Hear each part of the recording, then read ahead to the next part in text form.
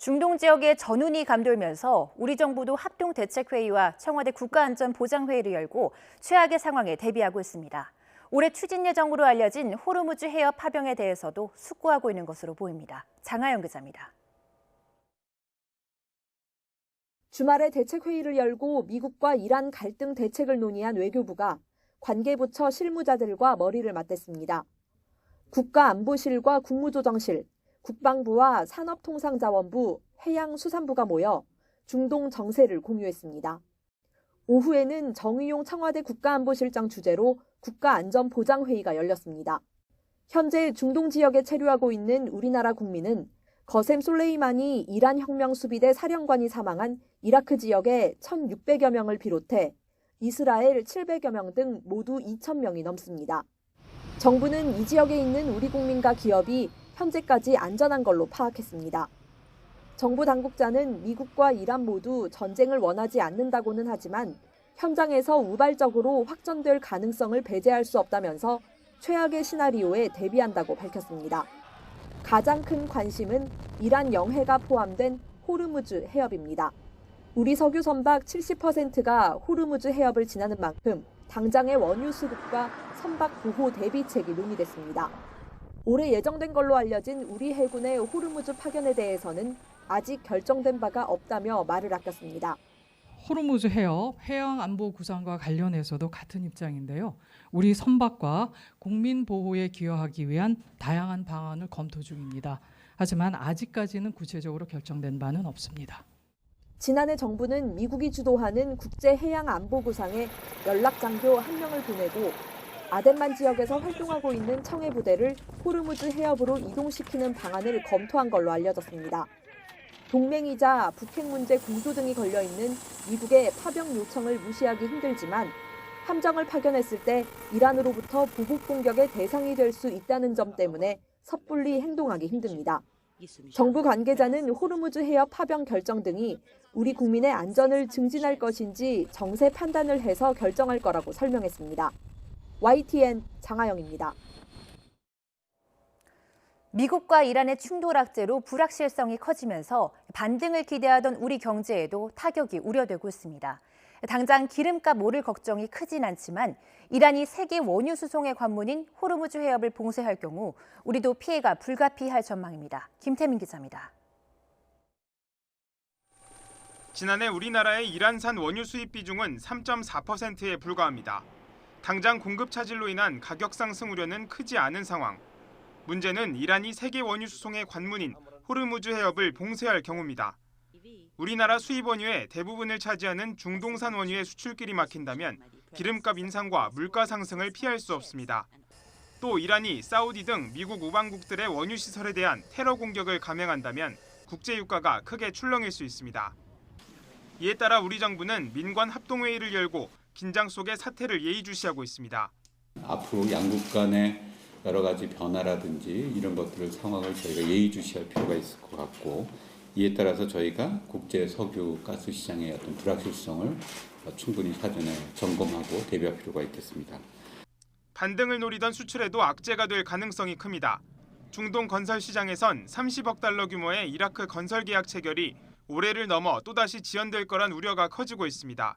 중동 지역 해외 건설 시장에서 불확실성이 증대되었습니다. 향후 장기화 여부를 관망하면서 해외 건설 수주 전략 및 대책을 수립해야 하겠습니다. 그러면서 우리 경제 전반을 흔들 돌발 악재가 될 수도 있습니다. 정부가 올해 성장률 목표치를 2.4%로 잡은 건 미중 무역 갈등이 접점을 찾고 반도체 등 수출 여건이 개선되는 걸 전제로 한 건데 그만큼 불확실성이 커진 겁니다. 사태가 장기화할 경우에는 전 세계 경제까지 뒤흔들 수 있다는 지적입니다. 미중 간의 무역 전쟁이 어떤 1차적인 합의를 한 상황에서 조금 그런 불확실성이 조금 완화되었지만 이런 미국과 이란의 어떤 갈등이 확대된다면 이런 것이 또 하나의 글로벌 불확실성으로 작용할 것으로 보입니다. 이런 가운데 국내 주식시장은 코스피는 1%, 코스닥은 2% 넘게 급락했고 원달러 환율은 5원 오르는 등 출렁이는 모습을 보였습니다. YTN 김태민입니다. 이번 공습에 대해 북한은 중국과 러시아 외교장관의 입을 빌어 우회적으로 미국을 비난했습니다.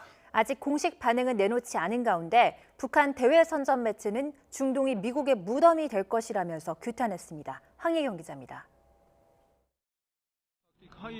북한이 미국 이란 혁명수비대 사령관 솔레이마니 표적 공습 소식을 짧게 전했습니다. 그것도 중국과 러시아 외무장관의 입을 빌려섭니다. 북한 노동당 기관지인 노동신문은 중국 왕이 외교부장과 러시아 라브로프 외무장관이 전화를 통해 미국의 미사일 공격을 규탄했다면서 중국과 러시아는 국제관계에서 무력 남용을 반대하고 미국의 위법 행위로 지역 정세가 심히 악화된 데 대해 우려를 표했다고 전했습니다. 과거 미군이 시리아 공군 기지를 공습하자 바로 다음 날 외무성 대변인 담화를 발표해 맹비난했던 것과는 사뭇 다른 태도입니다. 지난 연말 나흘에 걸친 노동당 전원회의 이후 김정은 위원장이 일주일 가까이 두문불출인 가운데 북한이 중동 상황과 북미 관계, 한반도 정세 등을 놓고 향후 행보를 고심하고 있을 것으로 엿보이는 대목입니다. 김정은 위원장이 지금 미국 이란 관계라든지 또 주변국 상황, 전반적인 상황을 봐가면서 자신이 어떤 행동을 보일 것인가 시점과 또 수위를 조절하고 있는 것이 아닌가 하는 생각이 듭니다. 반면 북한의 대외 선전 매체인 메아리는 미국의 표적 공습 소식에 대해서는 별다른 언급은 하지 않은 채 미국이 중동과의 전쟁 수렁에 빠져 허우적대고 있다면서 중동은 미국의 무덤이 될 거라고 비난하고 나섰습니다. 메아리는 또 미국이 탈레반 세력을 제거하겠다는 군사작전을 수행해왔지만 지역 주민들이 탈레반을 지지하고 있어 미국의 군사작전이 실패하고 있다고 덧붙였습니다. YTN 황혜경입니다. 국내 대표적인 문학상의 하나인 이상문학상이 저작권을 둘러싸고 진통을 겪고 있습니다. 상을 받으려면 저작권을 양도하라는 계약 조항에 반발한 작가들이 잇따라 수상을 거부하고 있습니다. 기정훈 기자입니다. 수상 거부를 먼저 알린 작가는 소설가 김금희 씨입니다. 우수상 선정 소식에 기뻐하다가 계약서를 받아보곤 깜짝 놀랐다는 겁니다. 저작권을 3년간 양도하는 것은 물론 개인 단편집을 낼 때도 표제작으로 쓸 수 없다는 저작권 조항을 납득하기 어려웠기 때문입니다. 이문열과 최인호, 신경숙, 한강 등 1977년 이래 당대 최고 작가를 수상자로 배출해온 훌륭한 상이었기에 더더욱 그랬습니다. 이 중요하고 전통 있는 상이 작가를 격려하는 방식에 있어서 문제가 있다면 그것을 그대로 받기에는 작가로서 뭔가 김 작가는 트위터로 이 사실을 알렸고 이후 최은영, 이기호 작가도 같은 이유로 수상을 거부한 것으로 알려졌습니다. 파문이 커지자 상을 운영하는 문학사 상사는 수상작 발표 기자간담회를 무기연기하고 해명에 나섰습니다. 저작권 조항은 대상에만 요구했던 조건인데 지난해부터 직원 실수로 우수상에도 추가됐다는 겁니다. 하지만 대상 수상작이라 해도 과도한 요구라는 지적은 수용하겠다는 입장을 밝혔습니다. 대상 저작권은 저작권 기관에 대해 문제가 제기된 그 상황을 이제 인지를 했으니까 이를 충분히 검토를 해서 수상 작가 입장을 고려한 개선책을 마련할 계획입니다. 문단에선 이번 사태를 시대 변화에 뒤처진 출판계의 관행 탓으로 보고 있습니다. 낙후된 저작권 인식이 바뀌지 않는 한 언젠가는 일어날 일이었다는 겁니다. 기본 전제로 작가한테 저작권을 양도받을 수 있다. 내가 지금 이 상을 운영한다는 이유만으로 그 생각을 문학사 상사가 하지 않아야 된다고 생각해요. YTN 기종훈입니다. 검경 수사권 법안 처리를 위해 오늘 열릴 예정이었던 국회 본회의가 오는 9일로 연기됐습니다. 한국당이 민생법안에 대해 필리버스터를 철회하겠다며 본회의 연기 제안을 민주당이 수용한 건데요. 정세균 국무총리 후보자의 인사청문회를 앞두고 야당과 극한 충돌을 벌이는 것이 부담스러웠을 것이라는 분석입니다. 김주영 기자입니다. 자유한국당이 본회의를 열어 검경 수사권 조정 법안을 상정하려던 여당의 계획에 제동을 걸었습니다. 대신 170여 건의 민생 법안에 대해서는 무제한 토론, 필리버스터를 철회할 테니 이것부터 처리하자고 제안했습니다. 오늘 넘기자. 그리고 정상적으로 하자. 7, 8 내일 모레 인청하고 그리고 9일 날부터 또 이렇게 순리적으로 들어가는 게 낫다라고 지금 제안을 했습니다. 더불어민주당은 이 같은 한국당의 입장을 수용하고 문희상 의장과 오는 9일 본회의를 열기로 했다고 밝혔습니다. 이인영 원내대표는 민생법안 선처리 제안을 환영한다며 새해에는 국회가 풀려나가는 모습을 만들어보자는 취지라고 설명했습니다. 그러면서도 민생법안 처리 뒤 검경수사권 조정법안을 상정하겠다는 뜻을 굽히지 않았습니다. 저희들이 하려고 하면 하는 거잖아요. 그거는 뭐 그래서 오늘도 할 수는 있었다고 생각하는데 그래도 조금 더 국회가 풀려나가는 모습을 만들 수 있으면 만들어보자 이런 취지니까요. 9일 본회의는 결국 검경수사권 조정법안의 상정을 한국당이 저지할 것인지에 초점이 맞춰집니다. 한국당이 패스트트랙 법안인 검경수사권 조정법과 유치원 3법에 대해서는 기존 방침대로 하겠다는 입장이기 때문입니다. 민주당 역시 본회의 쪼개기 전략을 거두지 않았습니다.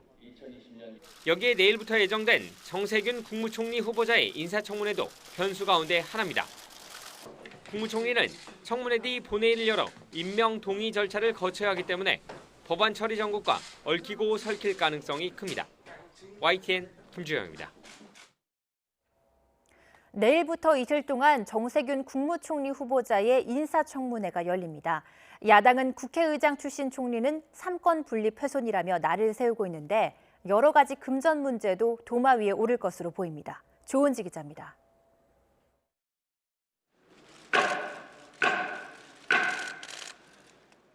국회의장 출신의 국무총리 정세균 총리 후보자가 지명 첫날부터 진땀을 쏟은 부분입니다. 국회의장 출신이기 때문에 적절한지에 대한 고심을 했는데 국민을 위해서 할 일이 있다면 그런 거 따지지 않을 수도 있는 거 아닌가.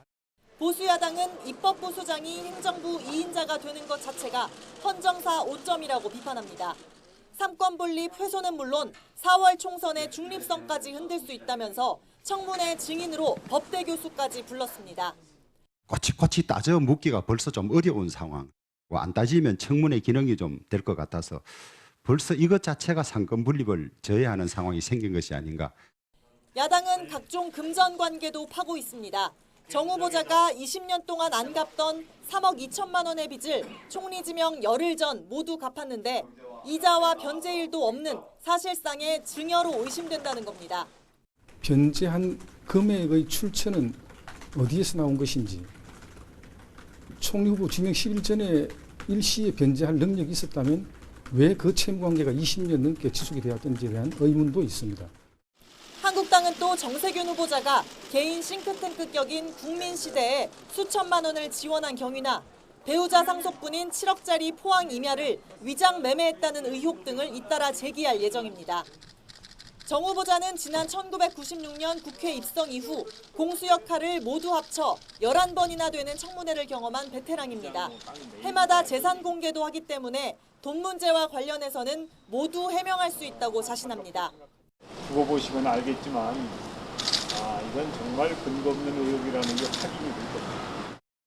장관과 달리 총리 청문회는 이틀 동안 진행되고 본회의 표결까지 거쳐야 합니다.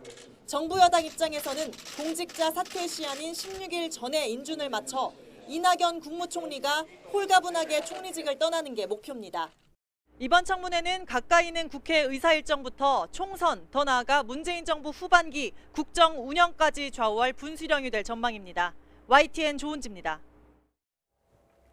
청와대가 집권 4년차 국정 동력을 확보하고 오는 4월 총선을 앞둔 조직 정비 차원에서 비서관급 개편을 단행했습니다. 출마 예정인 문재인 대통령의 핵심 측근 윤건영 국정기획 상황실장도 교체됐습니다. 김도원 기자입니다. 문재인 대통령의 복심으로 불려온 윤건영 국정기획상황실장이 청와대를 떠났습니다. 첫 대북 특사단으로 평양을 방문해 남북 정상회담을 성사시키고 역사적인 남북미 정상회동 때도 판문점에 미리 가서 동선을 조율했습니다. 문 대통령의 모친상 때 김정은 위원장의 조의문을 전달받는 등 중요한 순간마다 핵심적인 역할을 해왔습니다. 좀처럼 언론 앞에 나서지 않던 윤 실장은 사직 이후 자신을 온전히 세우는 새로운 도전을 시작한다고 SNS에 소감을 남겼습니다. 사실상 총선 출마를 선언한 건데 지역은 서울 구로 을이 유력합니다. 윤 실장이 떠나면서 국정기획상황실은 1년 반 만에 국정상황실로 복귀하고 기획비서관이 신설됐습니다. 국정상황실장은 이진석 정책조정비서관, 기획비서관은 오종식 연설기획비서관이 맡습니다. 또 통상비서관을 신남방, 신북방 비서관으로 이동 배치하고 4차 산업혁명 대응을 위해 디지털 혁신 비서관을 신설하기로 했습니다. 디지털 혁신 비서관은 데이터, 네트워크, 인공지능을 육성하는 DNA 경제 토대를 마련해 4차 산업혁명 관련 정책을 주도적으로 총괄하고 이번 청와대 조직 개편은 현 정부 출범 이후 두 번째로 임기 후반기 효율적인 국정과제 추진을 위한 거라고 청와대는 설명했지만 총선에 앞서 진용을 정비하는 의미도 있습니다. 총선 출마자의 공직 사퇴 시한이 오는 16일로 다가온 만큼 출마 여부를 막판 고심 중인 고민정 대변인의 거취도 다음 주까지는 결정될 전망입니다. YTN 김도훈입니다. 추미애 법무부 장관이 이번 주 첫 검찰 간부 인사를 단행할 것으로 보입니다. 추 장관이 법무부의 탈검찰에 속도를 내겠다고 밝힌 만큼 법무부 주요 보직에서 현직 검사를 배제할지도 관심이 쏠립니다. 조성호 기자입니다. 추미애 장관은 출근길 검찰 인사와 관련해 잇따라 묻는 취재진에 미소만 살짝 지어 보였습니다. 혹시 윤석열 총장과 상전이 지연되는 이유가 있을까요? 혹시 그리고 예정이 됐는지 검찰 인사위원회도 소집하셨나요? 혹시? 법무부는 이번 주 안에 검사 인사위원회를 열기 위해 일정을 조율하는 것으로 전해졌습니다. 추 장관 임명 이후 박균택 법무연수원장에 이어 김우현 수원고검장도 사직 의사를 밝히면서 채워야 할 검사장급 이상 보직은 모두 8자리로 늘었습니다. 윤석열 검찰총장보다 선배 기수 검사장들의 사의 표명이 이어진다면 인사폭은 더 커질 수 있습니다. 이른바 윤 총장의 손발로 평가받는 특수통 출신 대검찰청 참모진이 대거 교체될 거란 관측입니다. 특히 청와대 관련 수사를 맡은 서울중앙지검과 동부지검 지휘부가 이번 인사로 수사에서 손을 떼게 될지도 주목됩니다. 지난해 법무검찰개혁위원회가 공고한 검찰국장 등 법무부 핵심 보직에서 현직 검사를 배제하는 방안도 이번에 실행에 옮길 가능성도 점쳐집니다. 법무부에 대한 국민적 신뢰를 회복하기 위해 탈검찰과 검찰에 대한 민주적 통제에 속도를 내도록 하겠습니다. 다만 그러기 위해서는 검찰국장의 검사를 보임하도록 정한 대통령령을 개정해야 합니다. 그렇지 않으면 외부 인사를 정년까지 보장하는 경력검사로 특별 채용해야 하는 부담이 따릅니다. 서울중앙지검장에는 윤 총장 동기인 이성윤 검찰국장, 한기수 후배인 조남관 동부지검장 등이 거론되고 임은정 울산지검 부장검사 등 비판 목소리를 내온 검사들이 요직에 기용될 거란 관측도 나옵니다. 이런 가운데 윤석열 총장은 내일 오후 취임 인사를 위해 추미애 장관을 예방합니다. 법무부는 상견례 자리이며 검찰 인사 관련 의견 교환은 별도로 이뤄질 예정이라고 밝혔습니다. YTN 조성호입니다. 유재수 전 부산시 부시장 감찰 무마 의혹을 받는 조국 전 법무부 장관이 구속영장이 기각된 이후 처음으로 검찰에 소환돼 조사를 받았습니다. 서울 동부지검은 오늘 오전 10시 반쯤 조 전 장관을 비공개로 소환해 10시간가량 조사했습니다. 검찰은 조 전 장관을 상대로 민정수석으로 재직하던 지난 2017년 유 전 부시장 감찰을 중단한 경위와 여권 인사들의 이른바 구명 청탁 의혹 등에 대해 집중적으로 캐물은 것으로 전해졌습니다. 조 전 장관에 앞서 지난주 백 전 비서관 역시 두 번째로 불러 조사한 검찰은 3차 조사 결과를 바탕으로 조 전 장관에 대한 구속영장 재청구나 불구속 기소 여부를 검토할 방침입니다. 금융위원회 재직 시절 업체로부터 금품을 받은 혐의 등으로 구속 기소된 유재수 전 부산시 경제부시장에 대한 첫 재판이 열렸습니다. 서울 동부지법에서 열린 공판 준비기일에서 유 전 부시장 변호인은 검찰의 공소기록을 입수한 지 얼마 되지 않아 검토할 시간이 더 필요하다며 다음 공판 준비기일에서 의견을 내겠다고 말했습니다. 세월호 특별수사단이 참사 당시 구조 의무를 다하지 않은 혐의로 김석균 당시 해양경찰청장 등 해경지휘부 6명에 대한 구속영장을 청구했습니다. 검찰이 당시 해경수뇌부의 신병 확보에 나선 건 세월호 참사 이후 5년여 만에 처음입니다. 박사경 기자입니다. 참사 당일 오전 9시 반쯤 세월호가 물밑으로 가라앉기 전 해경 경비정은 이미 현장에 있었습니다. 선원들이 일부 탈출했을 정도로 이동 가능한 상황이었지만 도착 이후 50분이 흐르고 뱃머리만 남긴 채 침몰할 때까지 남은 탑승객을 적극 구조하려는 해경의 시도는 찾아볼 수 없었습니다. P123, 현재 여객선에 경찰관 몇 명 들어가 있습니까?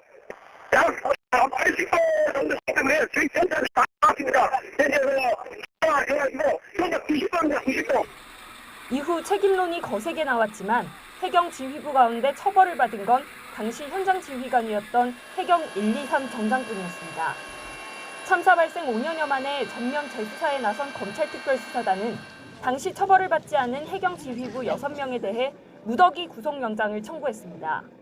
김석균 당시 해양경찰청장과 김수현 전 서해지방해양경찰청장, 김문홍 전 목포해양경찰서장 등 해경 수뇌부와 실무자들 6명이 대상입니다. 승객 퇴선 유도 지휘 등 구조에 필요한 의무를 다하지 않아 승객과 선원 303명을 숨지게 하고 140여 명을 다치게 한 혐의입니다. 일부에게는 사고 초동 조치를 제대로 하지 않고도 이를 숨기기 위해 각종 보고 문건을 허위로 작성한 혐의가 적용됐습니다.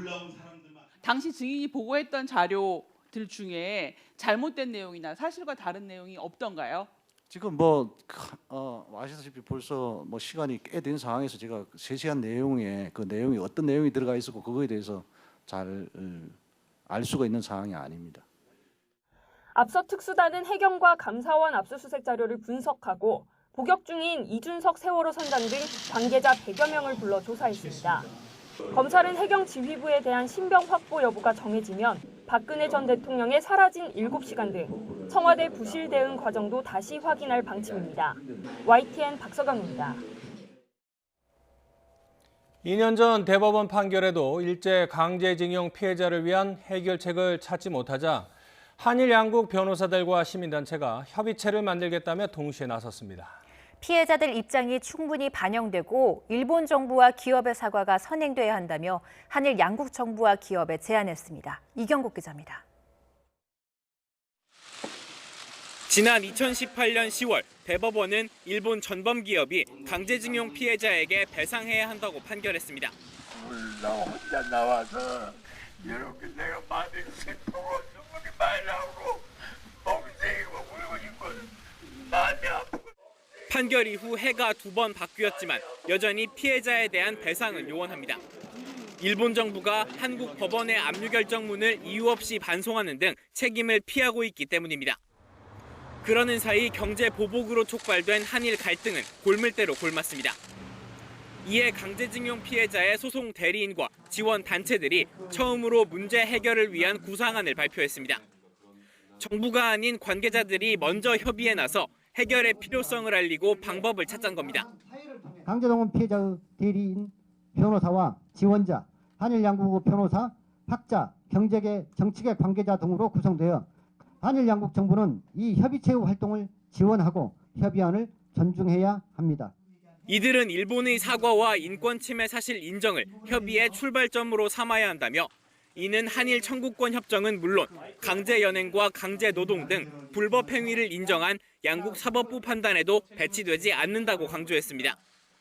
일본 시민단체와 변호사들도 같은 시간 도쿄에서 기자회견을 열고 이 같은 내용을 발표했습니다. 労務強制動員問題の解決についてですけれども、労務強制動員問題の本質はですね、被害者個人の人権問題であると。したがっていかなる国家間合意も被害者が受け入れられるものでなければなりません。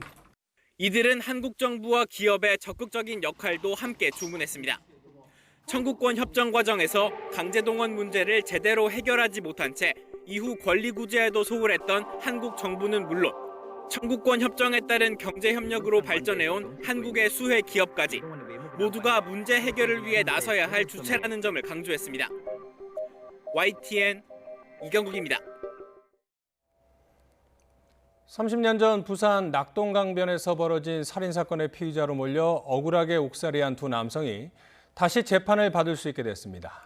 재심을 청구한 피해자들은 사건 당시 경찰 고문에 못 이겨 자신들이 저지른 일이라고 허위 자백한 것으로 조사됐습니다. 차상은 기자입니다.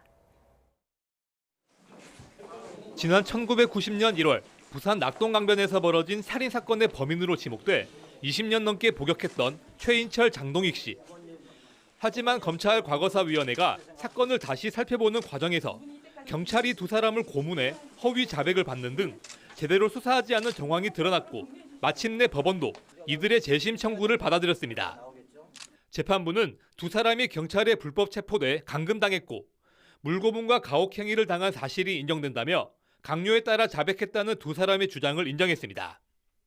재판부는 재심을 청구한 두 사람과 가족들에게 사법부의 일원으로서 기다림의 세월에 뒤늦게 응답한 점을 고개 숙여 사과하고 사건의 의미를 가슴에 새기겠다고 밝혔습니다.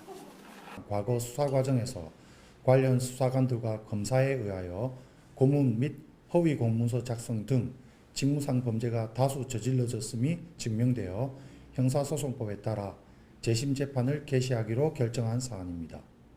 법원의 재심 개시 결정에 두 사람은 이제야 누명을 벗을 수 있게 됐다며 눈시울을 붉혔습니다. 하지만 자신들을 고문한 경찰관에 대한 마음은 서로 달랐습니다. 가정에 가면은 한 가정에 부모 아버지였을 거고 또 한 아들이었을 거고 그 가정 생활 원만하게 잘 하시길 빌면서 앞으로는 우리와 같은 사람이 안 났으면 하는 간절한 바람입니다. 저희들 고문한 경찰들 저는 절대 용서는 없습니다. 용서는 빌은 자만이 받을 수 있는 간용이고 배려입니다. 절대 용서는 없습니다.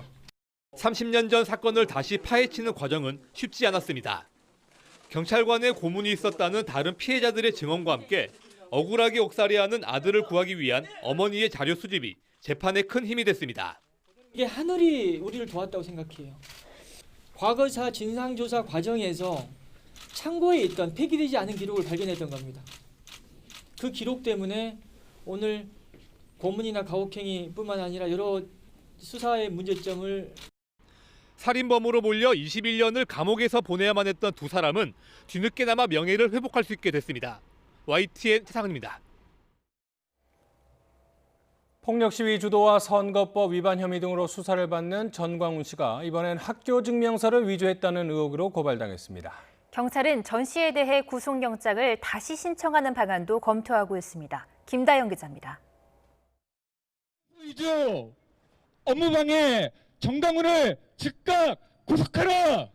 개신교 시민단체 평화나무가 전광훈 목사의 학력 위조 의혹을 새롭게 제기했습니다.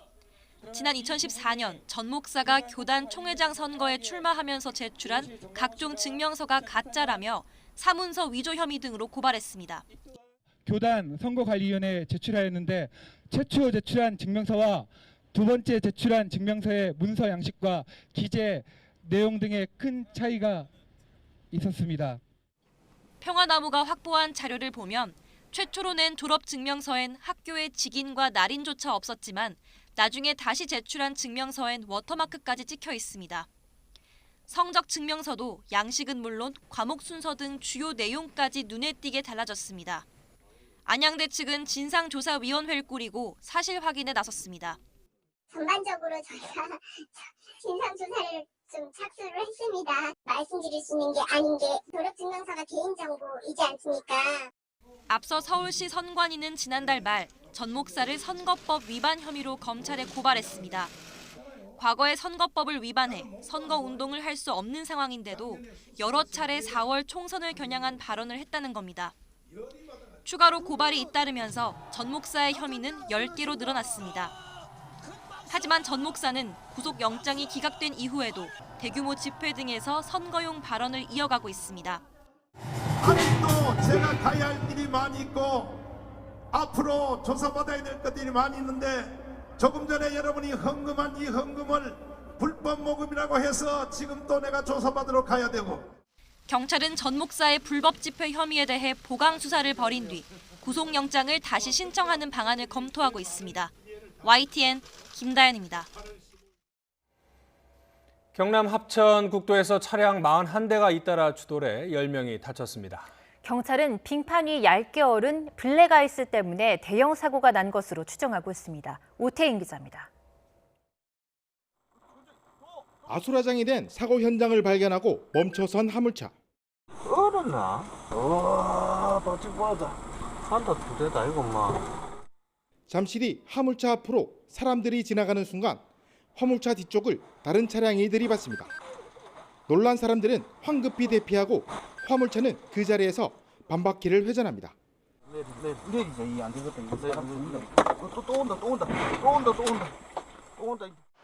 앞선 사고를 뒤따르던 차량이 피하지 못해 수십 대가 잇따라 부딪힌 겁니다. 연쇄적으로 계속 추돌을 시작했고요. 사고 나신 분들은 진짜 살려고 창문을 깨고 가드레일 밖으로 다이빙하는 식으로 이렇게 다 대피를 해서. 사고가 난 시각은 아침 6시 40분. 41대가 잇따라 부딪혔고 모두 10명이 병원으로 옮겨졌습니다. 사고가 난 지 6시간이 지났지만 현장은 여전히 수습되지 않았습니다. 도로에 내린 비가 낮은 기온에 얼면서 얇은 빙판, 즉 블랙아이스가 생긴 것이 사고 원인으로 추정됩니다. 아침에 비가 많이 내렸고 바람이 씌었습니다. 저 차에서 내려가 보니까 바닥이 조금 미끄럽고 일부 구간이 그 차량 운전 시에 결빙되어 있는 걸 느낄 수 있었습니다. 경찰은 운전자와 목격자를 상대로 정확한 사고 원인을 조사하고 있습니다. YTN 오태인입니다. 지난해 충남 태안항에서 홍콩 국적의 화물선이 마약 밀반입 혐의로 적발됐습니다. 당시 100kg이 넘는 코카인은 닷줄 보관함에 숨겨져 있었습니다. 이 같은 해상 밀수 방식은 마약의 양까지 많아지고 있어 해경이 긴장하고 있습니다. 신준명 기자입니다. 지난해 8월 충남 태안항에 정박하려던 홍콩 국적의 화물선. 뱃머리 쪽 닷줄 창고에서 코카인 100kg, 시가 3천억 원어치가 나왔습니다. 선박 화물칸에 주로 물건을 숨겨오던 밀수 방법이 이른바 닷줄 심기라는 방법으로 진화한 겁니다. 단단하게 포장된 종이 상자를 풀어보니 명품 가방이 나옵니다. 신고된 수입품 뒤에 밀수품을 가려서 들여오는 이른바 커튼치기 수법을 동원하는 이런 고전적인 밀수품도 갈수록 대범해지고 있습니다. 과거에는 컨테이너의 절반을 정품으로 채워서 세관의 눈을 피했다면 이번엔 컨테이너의 10분의 1만을 정품으로 채우고 나머지는 이렇게 가짜 밀수품으로 채우는 등 수법이 더 과감해졌습니다. 이렇게 밀수 수법이 진화하는 건 국내 밀수 시장이 커지고 있기 때문입니다. 지난 한 해 해경에 압수된 전체 밀수품을 액수로 따지면 4,200억 원, 역대 최대 규모입니다. 품목별로는 밀수입에 성공할 경우 고수익이 보장되는 의약품이 가장 많았습니다. 밀수업자 여러 명이 단체로 컨테이너를 빌려 소량씩 밀수하던 것이 밀수업자 한 명이 컨테이너 통째로 밀수하는 방식으로 대범해지기도 했습니다. 저비용으로 고수익을 얻을 수 있다는 점을 노리고 밀수 범행이 활개를 치고 있습니다. 해경은 밀수 규모가 커질수록 공정한 시장 질서가 붕괴되는 만큼 이를 막기 위한 단속을 더욱 강화한다는 계획입니다. YTN 신준명입니다. 아베 일본 총리가 새해 첫 기자회견에서 전쟁 가능한 국가 만들기를 위한 개헌에 대해 또 한 번 강한 의욕을 드러냈습니다. 한일 관계에 대해서는 딱 한마디만 언급했습니다. 도쿄에서 황보현 특파원입니다. 연말연시 긴 연휴를 마치고 아베 총리가 새해 첫 기자회견을 열었습니다. 도쿄올림픽의 성공적 개최와 사회보험 개혁을 강조하는 가운데에도 헌법 개정에 대한 강한 의욕을 감추지 않았습니다. 自由民主党が先頭に立ち、憲法改正に向けた歩みを一歩一歩着実に進めていく考えです。 당초 아베 총리는 올해부터 바꾼 헌법을 시행하고 싶다는 뜻을 이미 여러 차례 밝혔지만 뜻대로 되진 않았습니다. 이에 따라 목표를 바꾸어 자신의 임기 내, 즉 내년 9월까지 개헌을 완료하겠다는 의지를 내비쳤습니다. 憲法改正を私自身の手で成し遂げていくという考えには全く揺らぎはありません。 아베 총리는 사실상 군대 역할을 하는 자위대의 근거 조항을 현행 헌법에 새로 넣는 방안을 밀어붙이고 있습니다. 하지만 이런 식의 개헌이 아베 총리 의지대로 임기 내 완성되기는 쉽지 않다는 전망이 우세합니다. 오는 20일 국회가 열려도 개헌에 반대하는 야당이 개헌 논의를 진전시킬 가능성은 매우 낮습니다. 또 참의원에서 개헌에 찬성하는 여권이 3분의 2에 미달하기 때문에 야당을 무시하고 여권 단독으로 개헌안을 만드는 것도 사실상 불가능한 상황입니다. 아베 총리는 지난해 사상 최악이었던 한일 관계에 대해선 원론적인 부분만 간단히 언급했습니다. 東アジアの安全保障環境がかつてない厳しい状況の下で日米韓の緊密な連携はもとより 북한과 관련해서는 납치 문제 해결을 위해 김정은 국무위원장과 조건 없이 만나고 싶다는 기존 입장을 재확인했습니다. 도쿄에서 YTN 황보현입니다. 세계 최대 규모의 가전 IT 전시회 CES 2022 개막을 앞두고 있습니다. 가까운 미래의 우리 삶이 어떻게 변할 것인가 직접 확인할 수 있는 만큼 CES가 열리는 라스베이거스는 벌써 들썩거리고 있다고 합니다. 현지에서 이지은 기자가 전해왔습니다.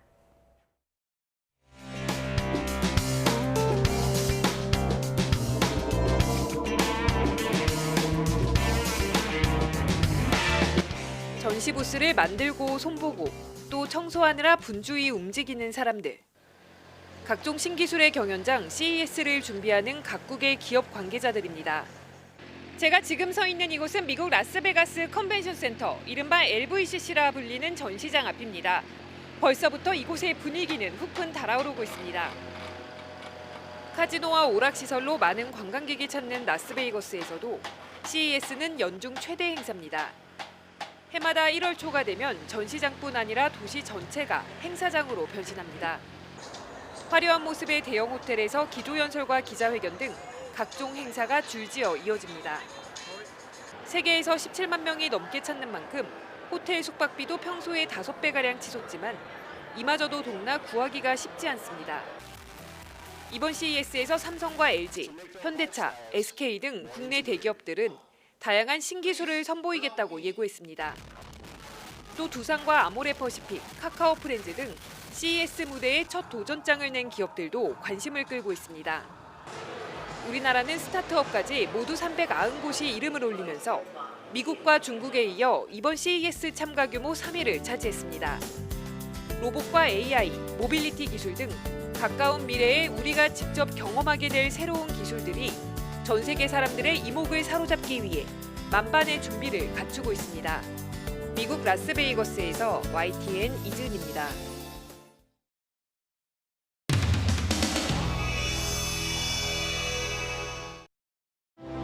새로운 보수당을 이끌어갈 자랑스러운 공동대표들이 무대 위로 올라오고 계십니다. 시간 관계상 수락 연설은 3분 내로 부탁드리겠습니다.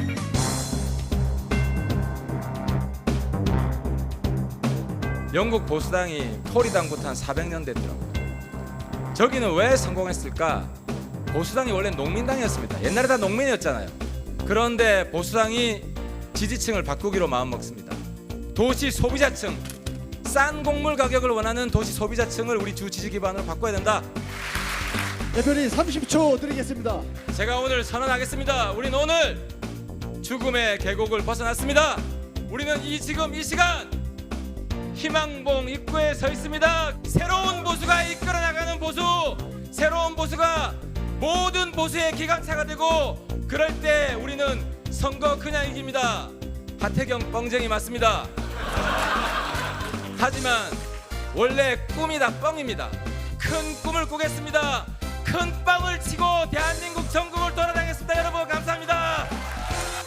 다음은 오신환 공동대표께서 그 당시 제 아들이 8살이었는데 초등학교 1학년 아들에게 부끄럽지 않은 정치를 하겠다 이런 이야기를 했습니다. 그 아들이 이제 성장해서 21살의 나이로 이틀 전 저와 같이 새로운 보수당에 입당하고, 저는 누구처럼 지역구를 물려주거나 예, 아빠 찬스를 쓸 생각이 전혀 없습니다. 예. 합리적인 대안들을 만들어내고 국민만을 바라보는 여러분들과 함께 새로운 보수당이 그 중심에 설 것입니다. 여러분, 뒤에 공동대표가 그만하랍니다. 예. 유이동 공동대표께서 수락 연설을. 새로운 보수는 약속을 지키는 보수입니다. 축사 짧은 자 복이 있나니 다음 이 자리에 초대받을 것이요, 축사 긴 자 화를 면치 못할지어니 다음 이 자리에 초대받지 못할지어다.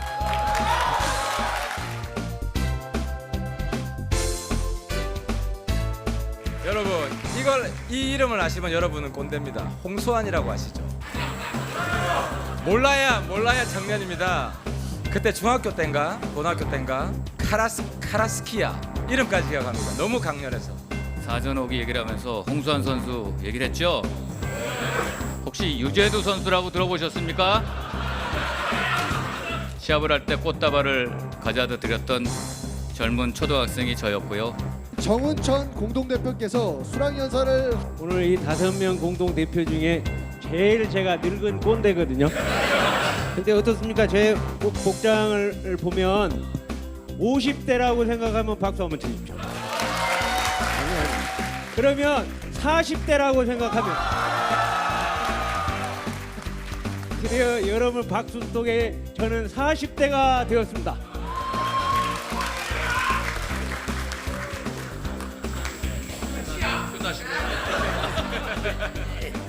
이건 예행 연습이고 이제 진짜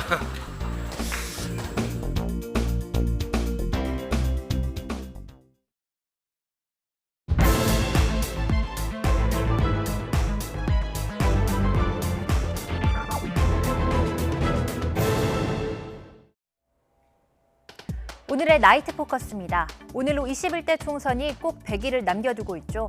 여야 할 것 없이 총선 준비로 분주한데요.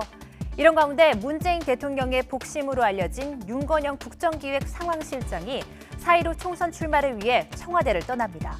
박영선 장관의 지역구인 구로 을 출마가 유력하게 거론되고 있습니다. 문재인 대통령의 고향이자 민심의 가늠자인 부산, 울산, 경남, 이른바 PK 여론이 심상치 않습니다. 민주당은 승기를 잡기 위해 현재 김포가 지역구인 김두관 전 경남지사를 차출하는 방안을 검토 중입니다. 황교안 자유한국당 대표가 통합추진위원회 결성을 공식화했습니다. 그동안 지지부진했던 보수통합 여부가 다시 수면 위로 떠오르고 있습니다. 오늘의 나이트 포커스 시작합니다.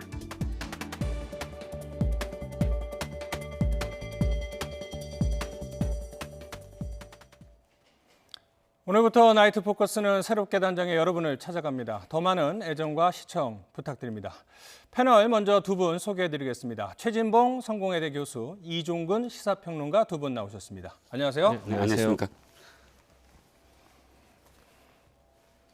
네, 청와대가 총선 출마를 위해 사표를 낸 윤건영 국정기획상황실장을 교체했습니다.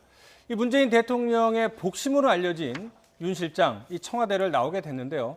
그러면서 그야말로 총선 승리에 청와대가 총력전에 나섰다. 여권이 총력전에 나섰다. 이런 얘기까지 나오고 있습니다.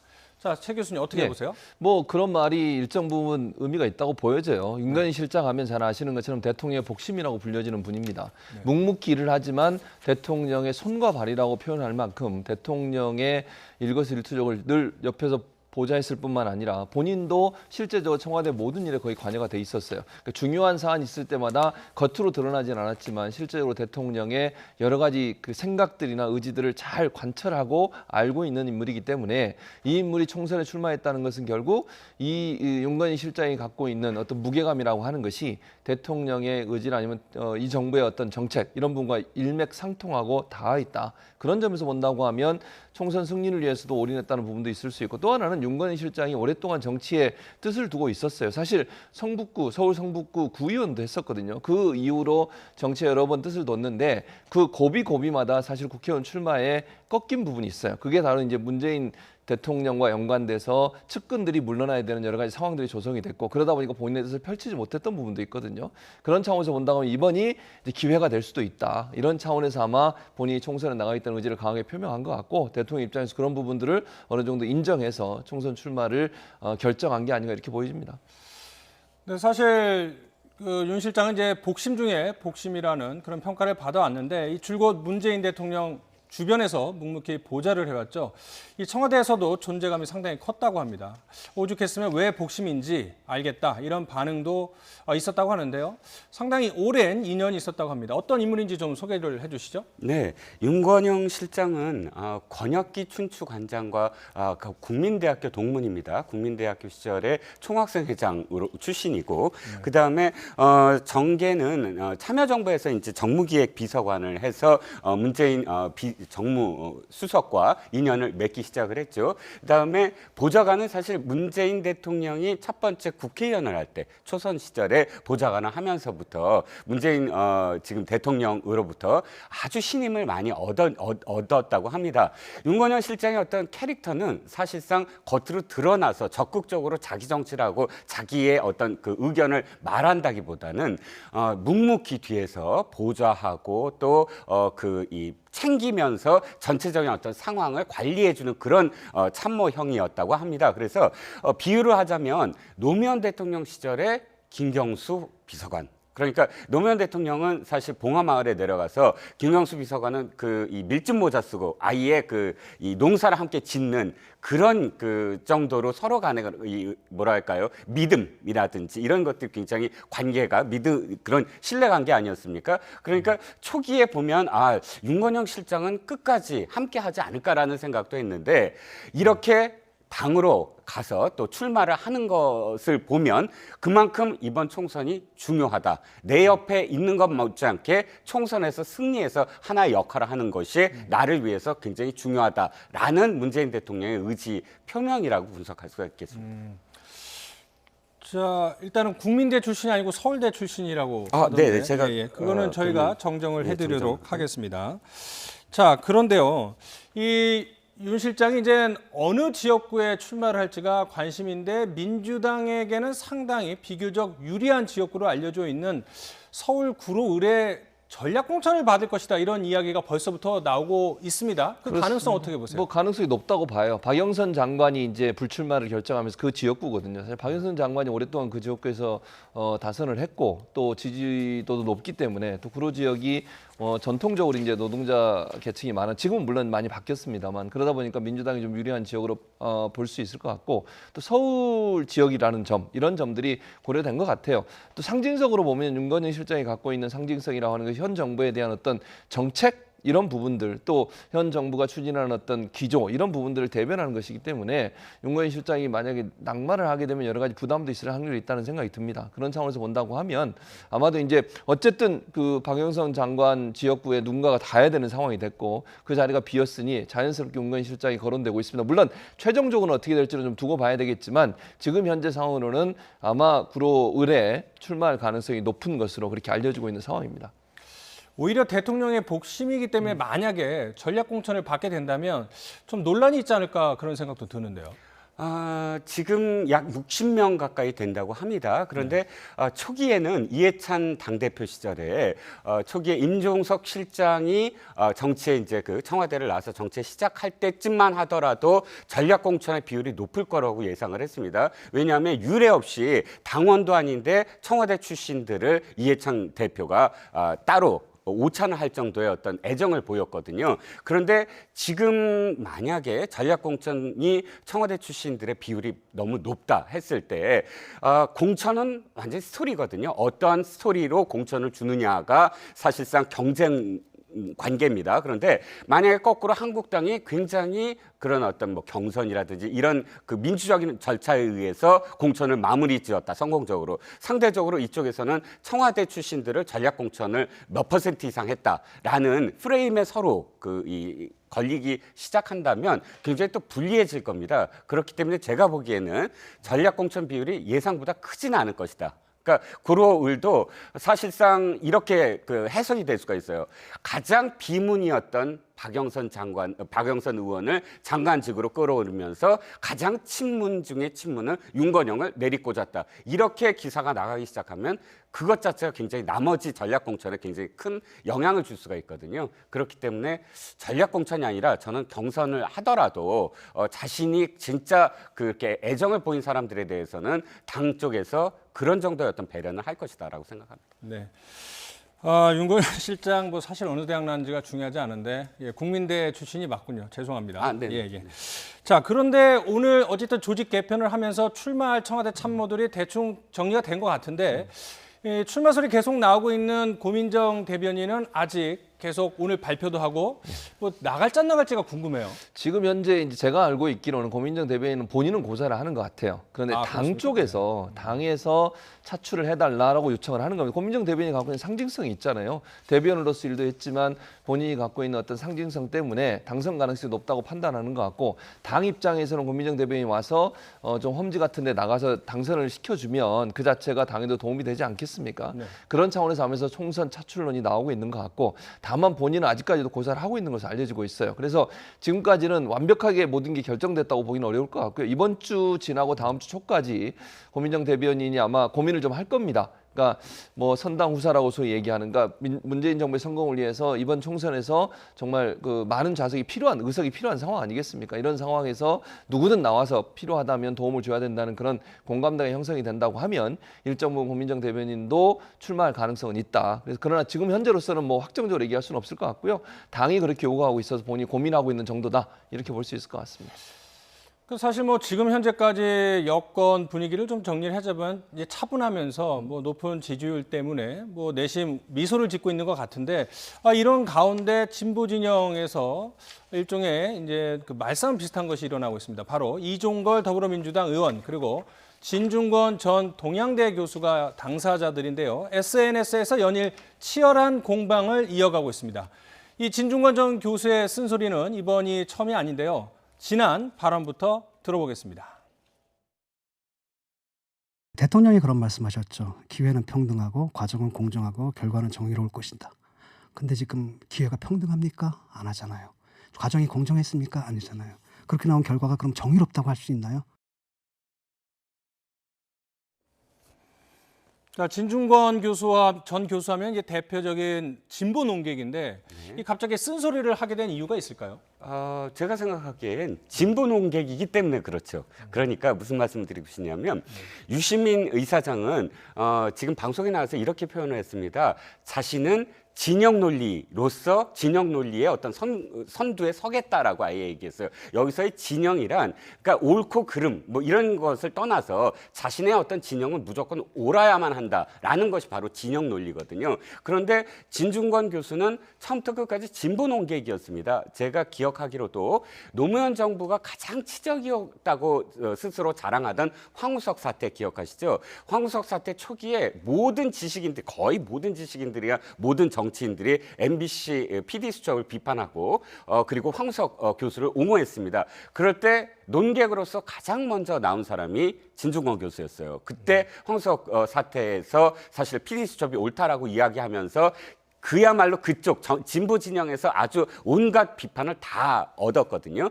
근데 사실 지금 들여다보면 진중권 교수만 지금 비판하는 건 아닙니다. 조국 사태나 혹은 지금의 문재인 정부에 대해서 김규황 칼럼니스트, 그러니까 좌파 지식인이라고 대표적으로 이야기하는 그 김규황 칼럼니스트도 역시 똑같이 지금 조국 사태를 비판하고 있거든요.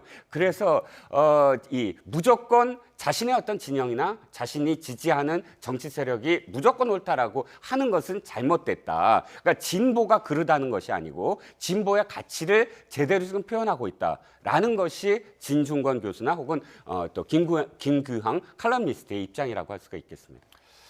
네, 최근 이제 조국 사태 등을 두고서 유시민 노무현 재단 이사장과 설전을 이어오더니 이번에는 이종걸 의원과 맞붙었습니다. 이 두 사람의 설전 내용을 차정윤 앵커가 정리했습니다.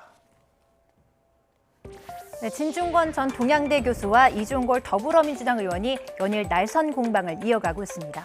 문재인 대통령과 지지자들에 대한 비판 관련 발언 때문인데요. 두 사람의 설전은 지난 2일 이종걸 의원의 선 공격으로 시작이 됐습니다. 진 전 교수를 향해 입진보에서 입보수로 변신해서 노이즈 마케팅을 하고 있다고 비난을 했죠. 이에 대해 진 전 교수는 진흙탕 싸움에 응하지 않겠다고 하면서도 2012년 이 의원이 당시 문재인 대표를 뒤흔든 것을 잊지 않겠다고 되받아쳤습니다. 다음 이틀 뒤에 진 전 교수는 다시 글을 올려서 반격에 나섭니다. 문재인 재신임은 박정희 유신이라고 했던 사람은 떵떵거리며 살고 있다면서 만약 이 의원의 요구대로 당시 문재인 대표가 물러났다면 야인이 돼서 지금은 청와대가 아닌 다른 곳에 계셨을 것이라고 공격했습니다.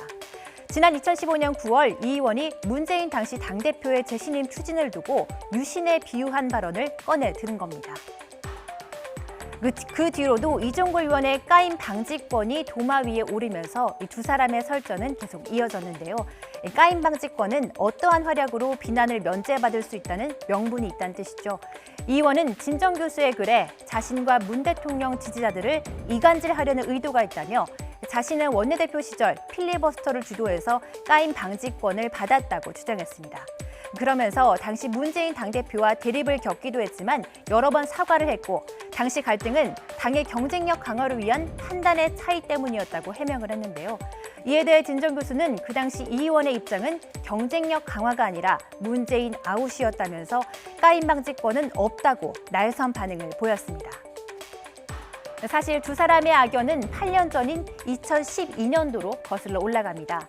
이 의원은 당시 자신의 트위터에 박근혜 당시 새누리당 대선 경선 후보를 두고 그년이라는 표현을 써서 논란을 샀죠.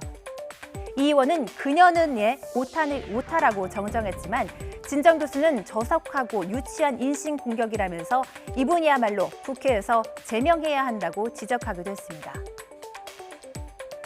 원내대표까지 역임했던 여당의 스피커 이종걸 의원과 진보 농객 진중권 씨의 설전.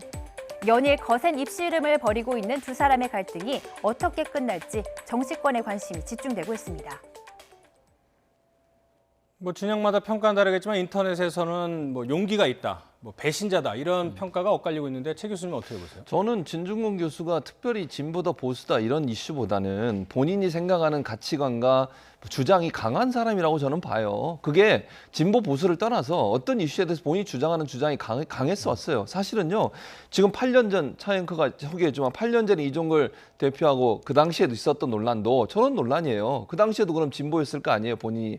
근데 저는 진중권 전 교수는 진보 보수가 아니라 본인의 생각이 투철한 사람이에요. 그건 그게 옳다 그르다는 제가 판단하지 않겠습니다. 그건 사람마다 판단의 기준이 다른 거니까. 그러나 항상 유시민 전 지금 현 이사장과도 이전에도 계속 부딪힌 적이 있었어요. 이 조국 사태 전에도. 그러니까 진중권 교수는 어떤 때는 보수 진영을 공격하기도 하고 어떤 때는 또 진보 진영을 공격하기도 하고 이런 일들 늘 반복해 왔던 분이기 때문에 제가 볼 때는 그분이 진보 진영이었는데 지금 보수로 바뀌었다 이런 개념으로 볼 게 아니라 그분 자체가 원래 본인의 생각과 주장이 원래 강했던 분이에요. 그리고 사안마다 이슈마다 본인의 생각을 강하게 어필했던 사람이고요. 그건 진보 보수를 떠나서 본인의 생각의 차이인 것이 지금도 저는 그렇다고 보거든요.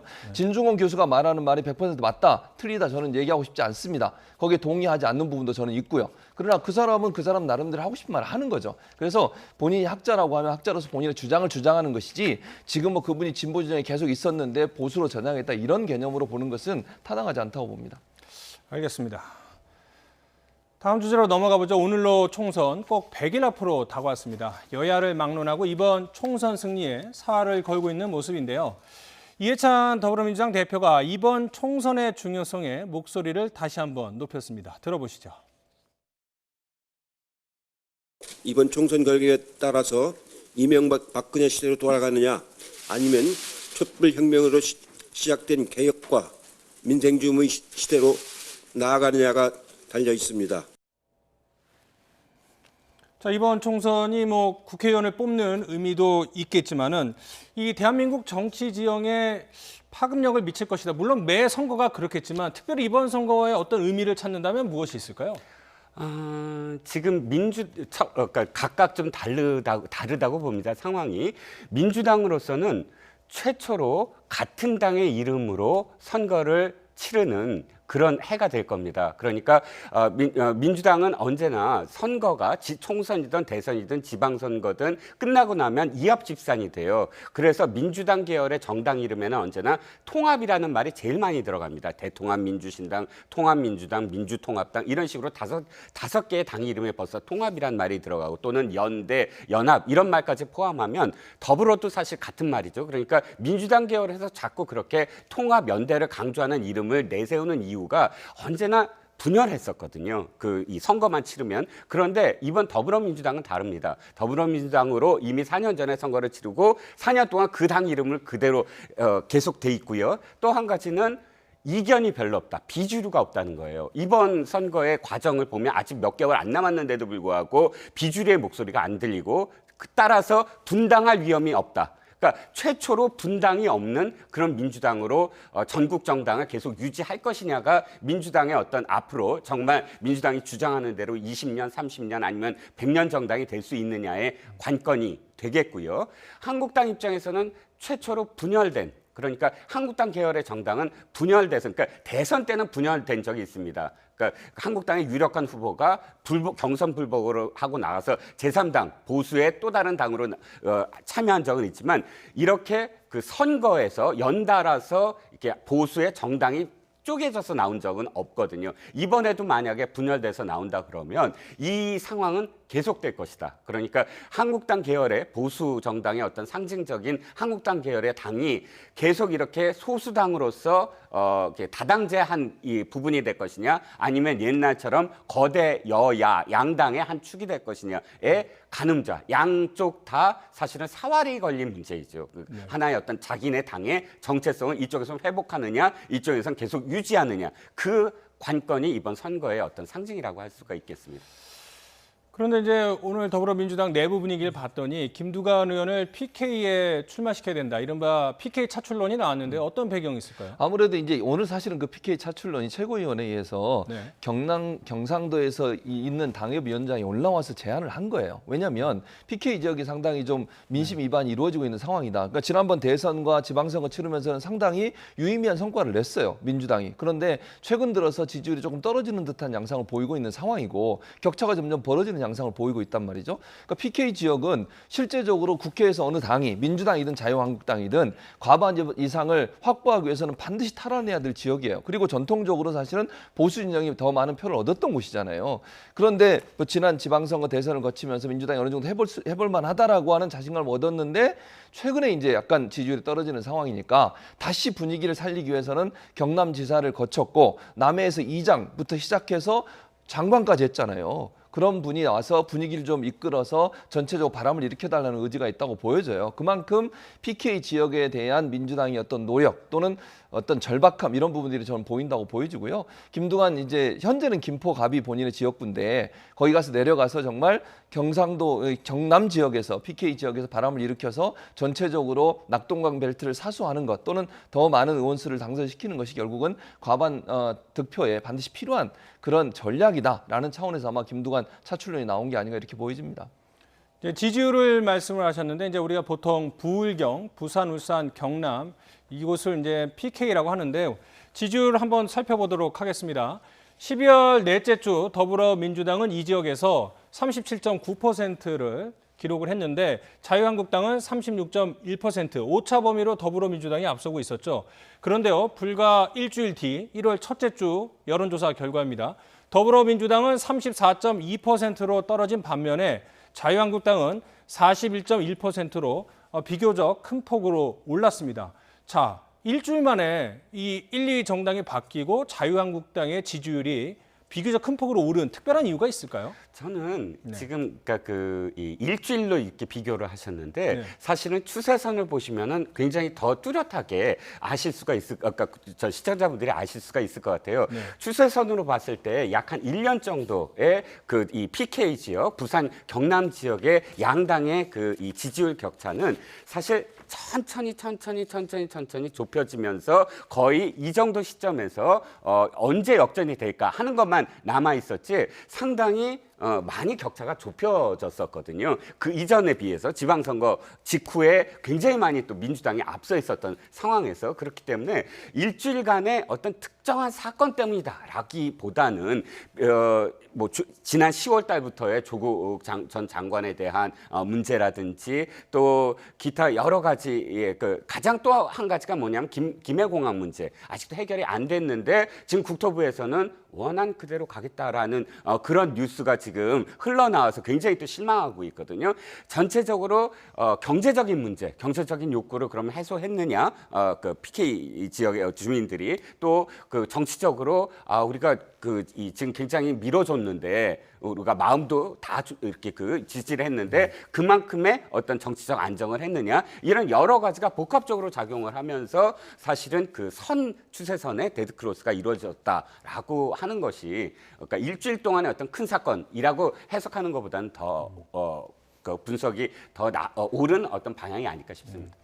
그러니까 이제 여론조사에서는 사실 말씀하신 것처럼 추세가 중요한데 지금 경남 지역의 추세는 자유한국당에 대한 지지가 계속 올라가고 있는 흐름이다. 뭐 이렇게 말씀을 하신 것 같습니다.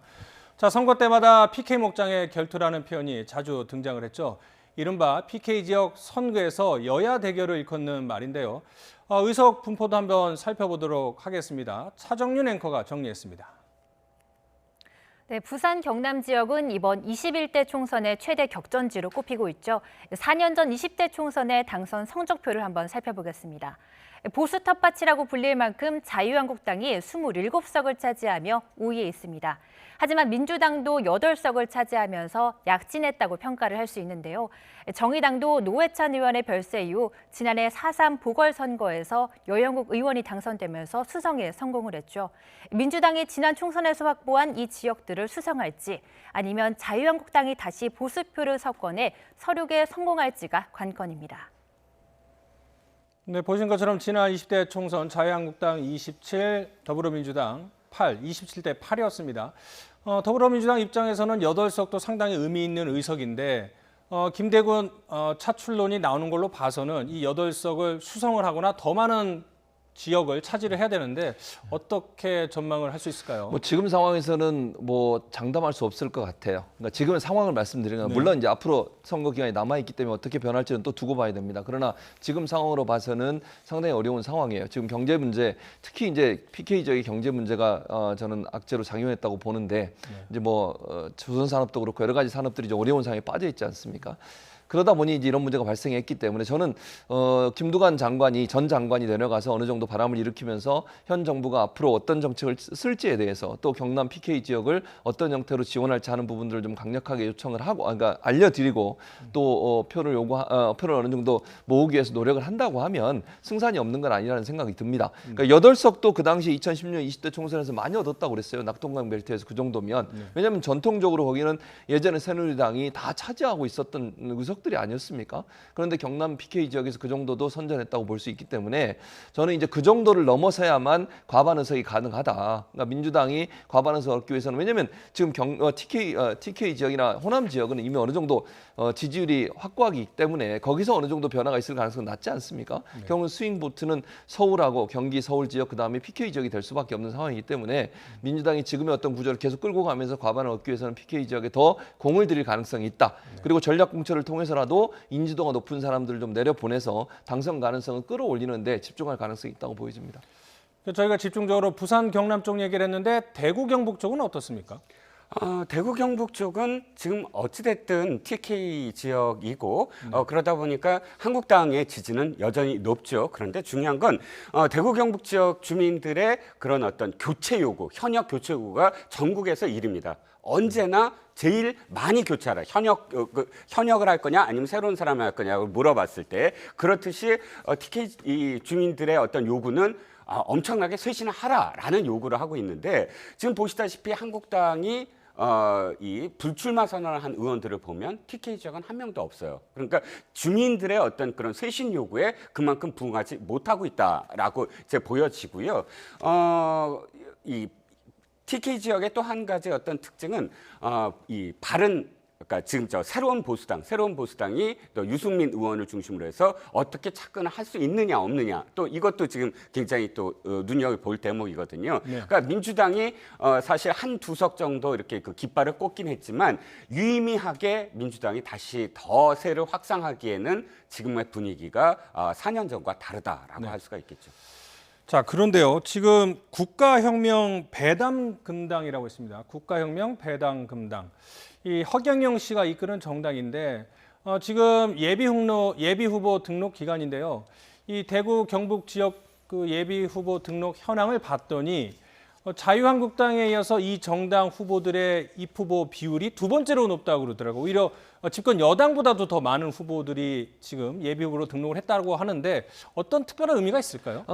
지금 현재 허경영 씨가 주도하고 있는 걸로 알려지고 있잖아요. 좀 황당한 여러 가지 공약들을 내세우고 계시는데 이 지역에서 허경영 씨 말이나 아니면 허경영 씨 측근들의 얘기를 종합해 보면 TK 지역에서 본인들에 대한 지지율이 높은 걸로 판단하고 있는 것 같아요. 그러다 보니까 TK 지역에서 더 많은 비례대표 후보자들, 예비 후보자들 좀 내고 싶어하는 의지가 있나 하는 그런 생각이 듭니다. 이제 선거제도가 바뀌었잖아요. 지금 그러다 보니까 다당제가 생길 수 있는 가능성이 있고 비례에서 일정 부분 정당 투표율이 높아지면 일정 부분 비례대표를 낼 수 있는 구조가 되는데 TK 지역에서 다른 지역보다 허경영 씨가 지금 주도하고 있는 이 당이 전체적으로 지지율이 높은 걸로 자체적 판단을 한 걸로 보여집니다. 그래서 아마 TK 지역에 저렇게 많은 예비 후보들이 나온 것 같고 어떤 한 곳은요, 국가혁명배당금 당이라고 지금 얘기가 돼 있잖아요. 그 당이 한 지역에 예비 후보만 5명, 6명이 나왔어요. 한 명도 아니고 그 정도로 아마 TK 지역에서 본인들이 지지율이 높다 이렇게 지금 판단하고 있는 것 같은데 그게 현실화될지는 좀 두고 봐야 될 것 같습니다.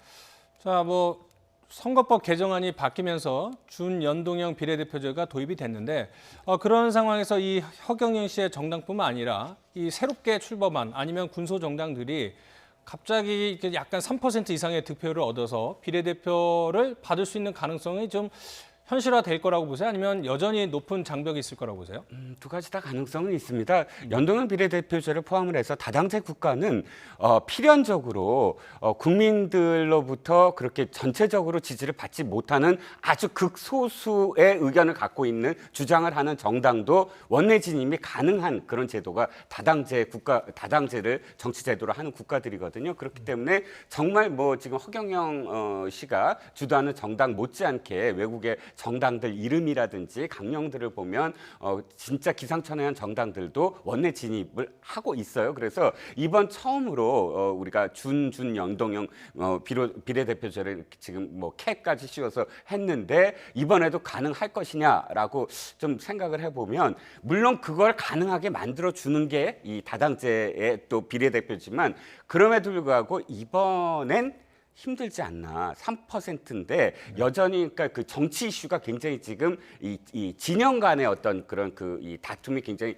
치열하고 거기에 따라서 제3의 어떤 그런 그 길로 가는 목소리가 4년 전보다 죽어들어 있어요. 4년 전에는 굉장히 그 목소리가 컸거든요. 거대 양당에 대한 어떤 회의 이런 것 때문에 그래서 실제로 3% 벽이 참 쉽지 않지 않을까. 그러니까 3%는 게 굉장히 어려운 거거든요. 아까 그 허경영 씨 말씀하셨지만 사실 허경영 씨가 주도하는 정당이 그 꿈을 갖고 있는 게 17대 대통령 선거의 결과 때문에 그래요. 17대 대통령 선거에서 김대중 대통령, 그다음에 이해창 후보, 그다음에 이인재 후보 3파전이었는데 재밌는 결과가 그 부울경에서 허경영 씨가 받은 득표가 3위인 이인재 씨가 받은 득표보다 높았어요. 즉 부울경에서 적은 득표일지라도 그 이인재 씨보다 더 높다는 건 어쨌든 그 지역에서 허경영 씨를 지지하는 사람들이 타 지역보다 높다는 뜻이거든요. 그런데 그렇듯이 이것이 조금만 더 받으면 이번에 국회의원 한 명이라도 하지 않느냐라는 희망을 갖게 만드는 요인이겠죠. 그래서 3%를 믿고 그야말로 수많은 정당들이 나오지 않을까 싶습니다. 저희가 이제 3%를 계속 얘기하고 있는데 이번 총선에서는 전국 정당 득표율이 3% 이상이 되어야지만 비례대표 의원을 탄생시킬 수 있기 때문입니다.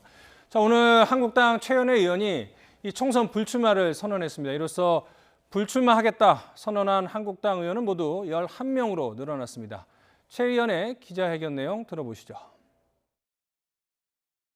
불의하고 무능한 자들에게 정권을 빼앗겨 경제 폭망, 외교 폭망을 초래케 하였습니다.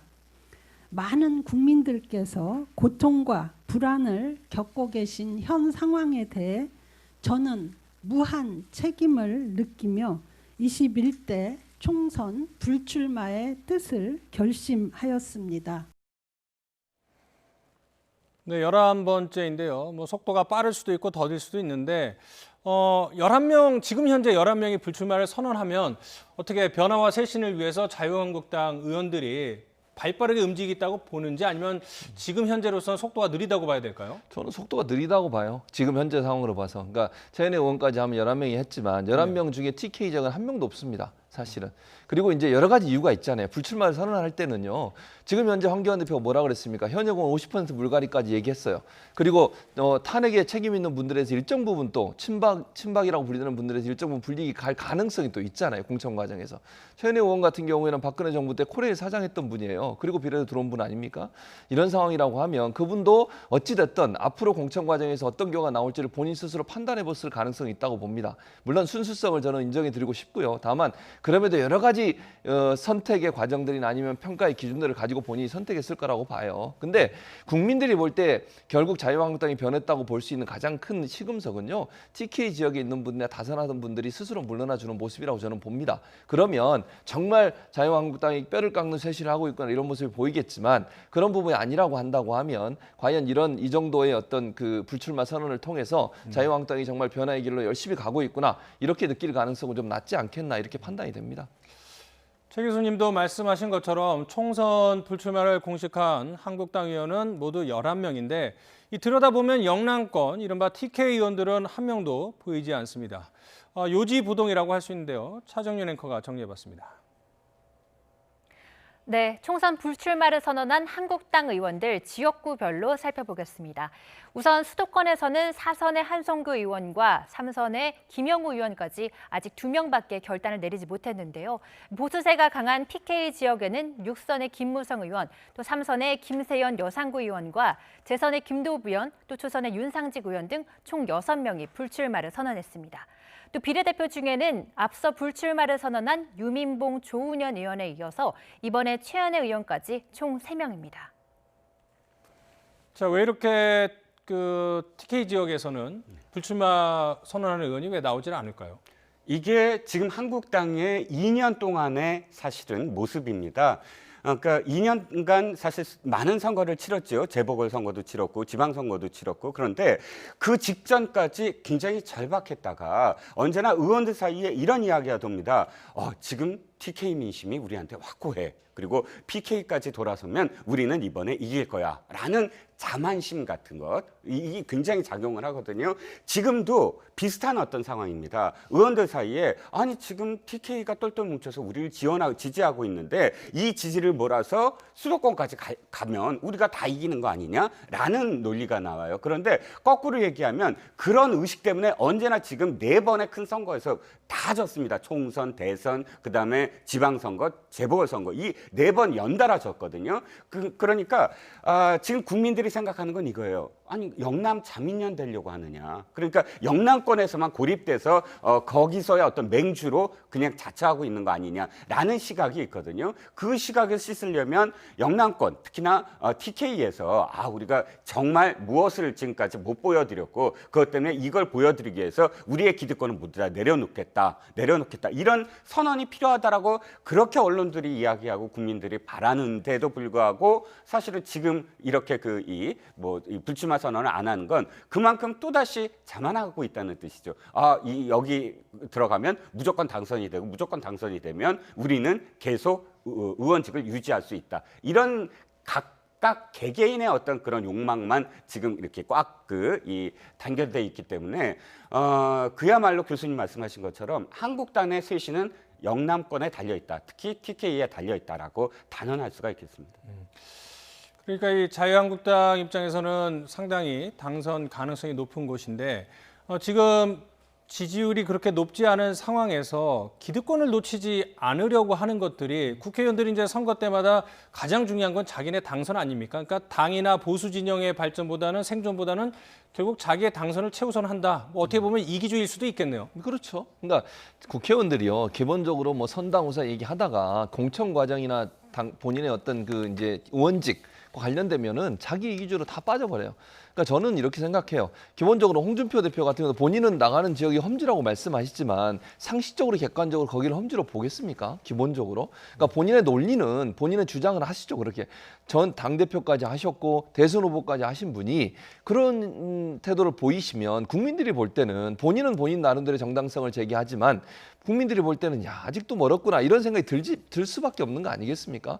정말 본인이 스스로 뼈를 깎는 어떤 쇄신의 모습을 보여주고 변화된다고 하는 모습에 가장 앞장섰다는 모습을 보여줘야 될 텐데 희생하는 모습은 없고 자기의 기득권이나 이익을 챙기려고 하는 모습만 보여준다고 하면 그 자체가 저는 국민들의 외면을 받을 수밖에 없는 구조다. 자유한국당이 지금 현재 보수 정당이 그전에 보수의 가치를 다 잃어버리고 어려움에 빠져 있지 않습니까? 이걸 되살리기 위해서는 정말 뼈를 깎는 혁신, 쇄신이 필요하고요. 그것이 김세현 의원이 마지막 가면서 했던 말이에요. 본인이 불출마를 선언하면서 그걸 실행하지 않는다고 하면 희망이 없는 것이 아닌가 이런 우려가 생깁니다.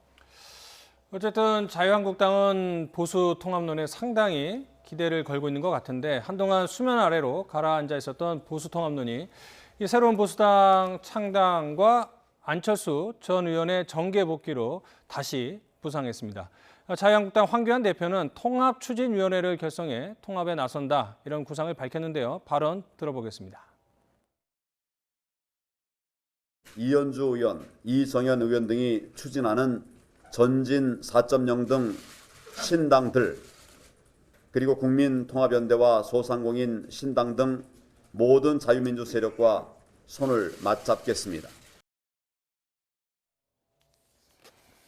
자, 기존 보수정당은 물론이고 이재호 전 의원 그리고 홍준표 전 대표가 주축이 된 국민통합연대, 이현주, 이정현 의원의 신당까지 언급을 했습니다. 그러니까 모든 보수 정당이나 보수 단체들을 다 아우르겠다라는 야심찬 구상인데 실현 가능성은 어떻게 볼까요? 정치는 기본적으로 자기 편 만들기입니다. 그러니까 시작부터 끝까지 자기 편을 어떻게 만들어 가느냐의 과정인데 거기에는 여러 가지 방법이 있겠죠. 통합이라는 방법도 있고 연대라는 방법도 있고 지지단체들의 지지, 그러니까 시민단체들의 지지 성명도 있고 이런 과정들은 언제나 선거 앞두고 늘 되풀이되는 과정입니다. 그런데 가장 중요한 건 통합됐다고 해서 무조건 선거를 승리할 수는 없다는 거예요. 손학규 대표가 지금 민주당 계열의 전신인 대통합민주신당 시절에 정말 거대하게 어떤 시민단체도 다 포함하고 어떤 정당, 정파 다 포함해서 통합을 했습니다. 그 당시에 민주당으로서는 전무후무하게 진짜 다 통합을 했거든요. 근데 그때 선거에서 졌습니다. 그러니까 통합을 했다고 해서 무조건 이기는 게 아니라 정말 통합하는 과정에서 어떤 감동을 줬느냐. 그러니까 혁신, 어떻게 쇄신하고 어떻게 혁신을 해서 이 통합을 하느냐가 중요한 것이지 통합을 했다고 해서 그냥 뭐 지분 나누기, 우리가 몇 개 석을 줄 테니까 합치자. 이렇게 되면 국민들은 이미 그걸 알거든요. 아, 그냥 지분을 나누기 위해서 손을 잡는구나 하는 것과 그다음에 그야말로 환골 탈퇴를 하는 것과는 다릅니다. 그렇기 때문에 지금 각각 통합을 이야기하지만 사실 속으로 생각하는 건 전부 다 다를 거예요. 왜냐하면 통합을 이야기하지 않으면 사실 명분에서 표를 얻기 힘들기 때문에 통합을 이야기할 수밖에 없지만 통합을 이야기하는 그 주체가 함께 혁신도 하는 쇄신도 하는 주체가 되지 않으면 통합은 진정성이 없다. 그러므로 지금의 현재의 입장에서 통합은 사실은 아직은 먼 어떤 단계가 아니냐, 시작도 안 한 단계가 아니냐라고 보여집니다. 그런데 이제 궁금한 거는요. 그 1인 신당이라고 할 수 있는 이현주, 이정현 의원은 언급을 하면서 왜 새로운 보수당은 언급을 하지 않았을까? 이런 것도 좀 궁금증입니다. 제가 볼 때는 지금 현재 그 황교안 대표가 거명하신 이 정당들, 소위 신당이라고 표현한 분들은 소수고 통합 가능성이 높은 부분들이라는 생각이 듭니다. 지금 새로운 보수당뿐만 아니라 우리공화당도 언급을 안 했어요.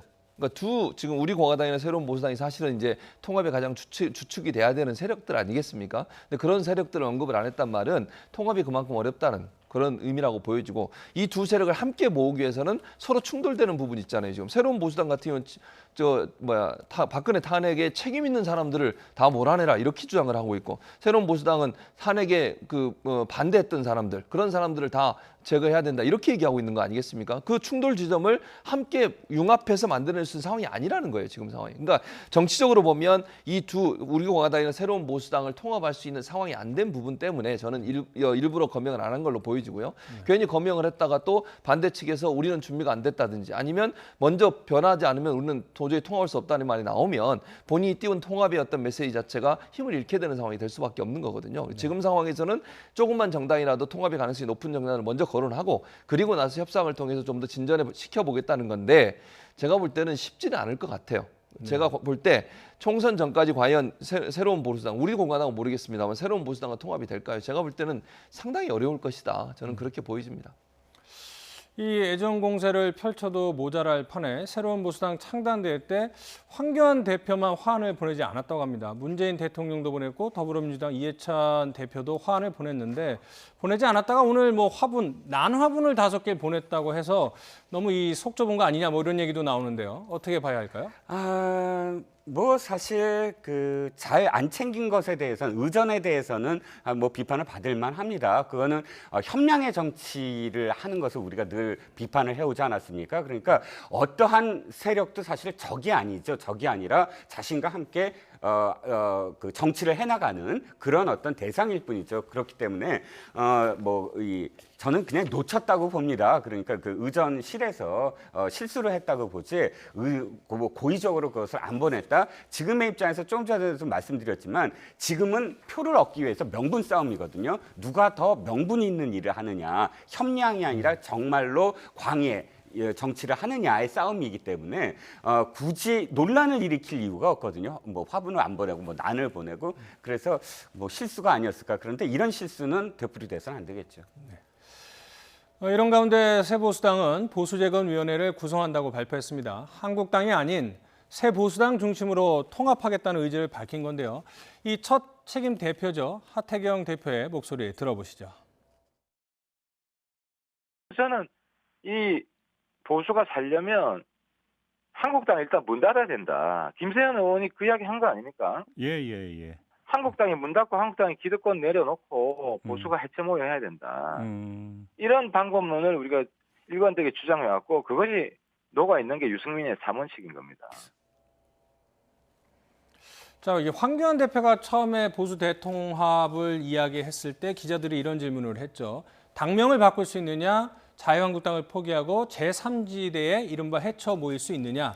뭐 이런 거에 대한 질문이 있을 때 당명도 바꿀 수 있다. 제3지대로 갈 수 있다. 뭐 이런 답변을 했는데 지금은 사실 그런 분위기는 아닌 것 같아요. 아닌 것 같아요. 저도 그렇게 생각합니다. 지금 말씀하신 것처럼 뭐 어찌 보면요. 새로운 보수당이 흡수 통합되는 걸 바라는 것 같아요. 그러니까 물론 황교안 대표 제 추측입니다만 황교안 대표가 그런 생각을 갖고 계신 게 아닌가 하는 이렇게 분석이 가능해요.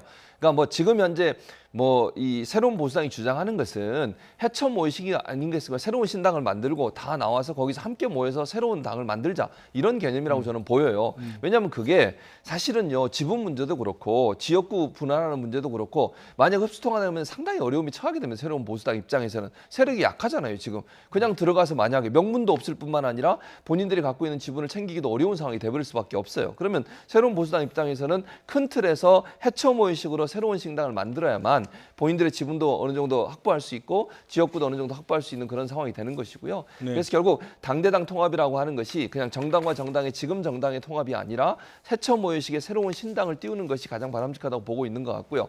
또 하나 반드시 짚고 넘어가야 될 게 이제 그 탄핵 문제의 해결 아니겠습니까? 이 문제에 대해서 인정할 건 인정하고 잘못된 부분을 인정하고 국민께 사죄하고 또 용서를 받고 이런 과정이 필요한데 황교안 대표가 지금 보이시는 행보를 볼 때는 거기에도 동의하지 않으시는 것 같고 또 신당을 창당해서 자유한국당을 포기하고 다시 해쳐 모의식으로 가는 것도 지금은 고려하고 있지 않은 것처럼 보여요. 그래서 어렵다는 겁니다. 두 정당의 이 합당이라고 하거나 아니면 통합이라고 하는 것이 실제적으로 이루어지기는 상당히 난관이 많다 이렇게 보여집니다. 그럼 보수 통합을 하겠다는 건가요? 안 하겠다는 건가요? 그러니까 황교안 대표 입장에서 하고 싶은 거죠. 그리고 새로운 보수당 입장에서도 하려는 의지는 있다고 봐요. 그러나 그 의지라만 가지고서 화학적 결합이 이루어지기는 어려울 수 있다고 제가 말씀을 드리는 겁니다. 왜냐하면 서로가 지향하는 가치가 너무 달라요. 만약에 그냥 새로운 보수당이 모든 걸 포기하고 자유한국당이 들어가서 통합을 한다? 그랬을 때 명분도 없을 뿐만 아니라요. 지분도 확보할 수 없는 상황이 될 가능성이 저는 높다고 봐요. 그리고 우리 공화당 측과 만약에 또 자유한국당이 합당을 하거나 아니면 통합을 하게 되면 그 안에서 내부적인 어떤 갈등이 더 증폭될 가능성이 있기 때문에 명분도 잃고 실익도 잃는 그런 행동을 새로운 보수당이 할 가능성은 낮다고 봅니다. 네, 또 있습니다. 보수 통합 그리고 야권 정계 개편의 가장 큰 변수라고 볼 수도 있죠. 안철수 전 의원 여러 이 거치 시나리오가 나왔는데 언론 인터뷰를 통해서 입장을 밝혔습니다. 차정윤 앵커가 정리했습니다. 네, 안 전 대표는 조선일보와의 서면 인터뷰를 통해서 입장을 밝혔는데요. 야권은 지금 무조건 뭉친다고 해결되는 것이 아니라 혁신이 우선이라고 말했습니다. 특히 또 자유한국당을 향해서는 제1야당은 가치와 이미지에서 완벽하게 열세에 처해 있다고 꼬집었는데요. 이어서 여권의 거짓과 위선이 적나라하게 드러났는데도 제1야당은 수구, 기득권, 꼰대 이미지에 묶여 있다고 비판했습니다. 또 진영 대결을 할수록 현 집권 세력에 유리하기 때문에 야권 전반의 혁신 경쟁을 통한 새 정치 패러다임이 필요하다고 주장했습니다. 안철수 전 대표가 통합보다는 혁신이 중요하다 이렇게 얘기했는데 그렇다면은 자유한국당과의 통합은 전혀 고려치 않고 있다 이렇게 받아들여도 될까요? 단언할 수는 없습니다. 지금 한국당과는 통합하지 않겠다라고 표현한 건 없어요. 그러니까 한국당이 문제가 있다. 제1야당으로서 지금 문제가 있다라는 선입니다. 그래서 통합보다는 혁신으로 자신이 이끌겠다라는 그런 뉘앙스거든요. 즉 어떠한 지금 야권에서 어떠한 정파나 어떠한 정당도 통합을 않겠다라고 얘기하는 순간 사실 명분에서 뒤집니다. 그래서 안철수 전 대표도 지금 어느 당과 뭐 손을 안 잡겠다라고 단언하는 것이 아니라 통합보다 우선되는 것은 혁신이고 각각의 혁신 경쟁을 하면서 세를 모아보겠다. 그러면 세를 모은다는 건 어떤 뜻이죠? 지지율이에요. 자신이 어쨌든 돌아와서 지지율이 얼만큼 오르냐 내리냐에 따라서 사실은 자신이 주도하느냐 또는 자신이 손을 잡느냐가 결정이 되거든요. 지금 단계에서는 돌아오기 전까지 자신의 가치를 얼만큼 높이고 자신의 지지율을 얼만큼 끌어올리느냐가 안철수 대표로서는 가장 큰 과제이다. 그렇기 때문에 뭐 혁신이라든지 이런 좀 아젠다 그런 좀 관념적이지만 그런 아젠다를 계속 던져가면서 지지율을 끌어올리는데 일단 주력을 해서 지지율이 예상대로 어느 정도 끌어올린다면 빅텐트를 칠 테니까 다 헤쳐 모여라. 각 의원들한테 메시지를 보내면서 크게 자신이 주도하는 그런 텐트를 칠 것이다라고 보여지죠. 자, 이제 저희가 이 세 사람, 황교안, 유승민, 안철수 세 사람을 준비를 했는데 어떻게 보면 야권, 특히 보수 야권의 잠재적인 대선 후보들 아닙니까? 그렇습니다. 자신의 어떤 그 권력 의지를 때문에 총선에서 일정 정도의 보수 야당의 희생이 불가피하다. 혹시 이렇게 생각하는 건 아닐까요? 제가 볼 때는요. 저 세 분, 특히 안철수 전 대표 같은 경우에 총선 전에 자유한국당과 뭐 합당을 하거나 아니면 통합을 할 가능성은 저는 거의 없다고 봅니다. 왜냐하면 본인은 일단 지금 다시 돌아 시간상으로도 별로 시간이 없어요. 지금 본인 입장에서는 이미지를 원래 본인이 처음 시작했던 혁신의 이미지로 가지고 가려고 할 겁니다. 본인 의사 출신에다가 컴퓨터 전문가, 백신 전문가의 이미지를 갖고 있었잖아요. 그것 때문에 사실은 국민의당이 선풍적인 인기를 끌면서 엄청난 지지를 받았지 않습니까? 그걸 재현하려고 시도를 할 거라고 저는 봅니다. 그래서 가능한 시나리오라고 하면 지금 남아있는 바른미래당 그 당권파 그 부분을 일정 부분 손학규 대표와의 어떤 그 합의만 이루어진다고 하면, 그러니까 손학규 대표가 어떤 형태로 이제 양보를 하느냐의 문제이긴 하겠습니다만, 그렇다고 하면 그 세력과 함께 힘을 합쳐서 다시 새로운 바람을 일으켜서 예전에 국민의당의 바람과 같은 바람을 일으키려고 할 겁니다. 본인의 지지도가 높아가면 보수 야권에서는 안철수 대표를 중심으로 새로운 정당을 만들어서 대선에 뛸 가능성은 충분히 있거든요. 차후에. 그건 이제 총선에서 어떤 경우가 나오느냐가 영향을 받을 거라고 봅니다. 다만 지금 당장 3개월 안에 안철수 대표가 할 수 있는 역할은 본인의 지지율을 끌어올릴 뿐만 아니라 새로운 당을 만들든 아니면 바른미래당 당권파와 협력을 하든 본인의 어떤 그 본인이 함께하는 정당의 지지율을 끌어올려서 일정 부분 본인의 지분을 넓혀서 그걸 가지고 대권에 도전하는 그런 시나리오로 갈 거라고 저는 보거든요. 그런 차원에서 본다고 하면 세 분이 통합을 할 가능성은 저는 낮다고 봅니다. 총선 전까지는. 그 이후의 지형에 따라서 변화는 충분히 가능하다고 봅니다. 그럼 이제 두 분이 말씀하신 것처럼 여기 있는 세 사람이 4월 총선 때 화학적인 결합을 할 가능성은 낮다라는 것이 일반적인 관측인 것 같습니다. 어떻게 보면은 적진 분열이라고 할 수 있는데 아무래도 통합에 계속 속도를 내겠다, 통합을 하겠다 이런 얘기가 나오고 있지만 이 100일 앞으로 다가온 21대 총선을 앞두고 과연 세 사람이 이 보수 진영의 대통합에 성공을 할 것인지 아니면 각자 도생을 할 것인지 점점 시계는 흘러가고 있고 시간은 부족해 보입니다. 오늘 나이트 포커스 최진봉 성공회대 교수, 이종근 시사평론가 두 분과 함께했습니다. 두 분 고맙습니다.